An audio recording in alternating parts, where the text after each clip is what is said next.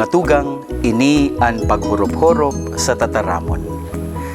Minsan may sarong aki, inoobserbaran niyaan sa iyang lola na nagpapamibi sa atubang kan krus. Naghapot ang aki, "Lola, ano man ang buot sabihon kan mga letrang inri sa krus?" Ang simbag kan lola, "Ang buot sabihon kaiyan, Jesus Nazareno, hade kan mga Hudiyo." "Hade?" ang hapot kan aki. "Kun siya hade, taano ta siya nakapako sa krus? Kun siya hade, taano ta siya nagadan sa krus?" Ipinaliwanag kan lola, "Aki ko, siring kaiyan, ang Kristong hade namuot asin namumuot sa sato." Asin tinukduan kan lola ang sa iyang apo na mamibi. Mabiyayang solemnidad kan Kristong hade. Sa Ebanghelyo ngunyan hinapot ni Pilato si Jesus, "Ika ang hade kan mga Hudiyo?" Ang simbag ni Jesus, "Ang kahadean ko bako sa kinakban na ini, bakong gikan sa kinakban na ini." Digdi ipinapaliwanag ni Jesus ang natura kan sa iyang pagiging hade, bakong susog sa kinakbano na kahadean, hulitaan siring na kahadean, minagikan sa ambisyonin tawo, nakakamtan sa paaginin kompetisyon, asin minsan pinapadalagan sa paaginin pagtakot, asin madalas minadara ini sa kauripnan, asin kahorasaan kanasasakupan. Alagad ang kahadean nin Diyos gikan sa Dios. Ang saro nagiging kabtang kaini huli sa bagong buhay espiritual nagikan sa langit. Asin ang minaurog bakuan sa diri, kundi ang paglingkod asin pagkamuot, asin minadara ini sa kaligtasan nin gabos.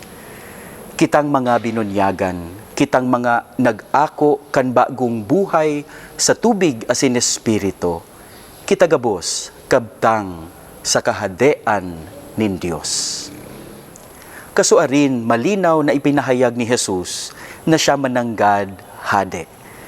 Simbag ni Papa Francisco sa pangyayari kan krus. Aram niyato ang krus dati hinihiling na kasusupgan, kadaogan o bunga nin karatan, nin kasaklan. Alagad kan inako ni Jesus ang krus, kan idinusay ni Jesus ang sa iyang buhay sa krus. Sa krus nahihiling na niyato ang pagkamuot ni Jesus. Sa krus nahihiling niyato ang bilog na pagdusay ni Jesus kan sa iyang sadiri sa paglingkod asin pagkamuot sa sato. Kan tinutong ko sana ni Pilato na si Jesus saro mananggad na hade, ano ang sabi ni Jesus? "Huli ka ini ako namundag. Nagdigdi ako sa kinakban sa pagsaksi sa katotoohan. Ang siisay man na nasa katotoohan, naghihinanyog sa tingog ko." Papaano niyato mahihinanyog ang tingog ni Jesus? Magtingkalag ka sa krus. Magpamibi ka kay Jesus sa krus. Sa krus, sa tuyang mahihiling, mamamatean, mahihinanyog ang tingog ni Kristong hade na namumuot. Mga tugang, ngunya na solemnidad ni Kristong hade, sa atubang kan krusipiyo, sabihon niyato ki Jesus, gamit ang mga tataramon na itinukdo kan lola sa iyang apo na pamibion. O Jesus, salamat sa pagiging hade na namumuot sa sako. Amen. Mga tugang, sa padagos niya tong paghinanyog kan tataramon, ang satong sadiri sa tong haputon. Papaano danay na magahade si Jesus sa puso ko, sa buhay ko?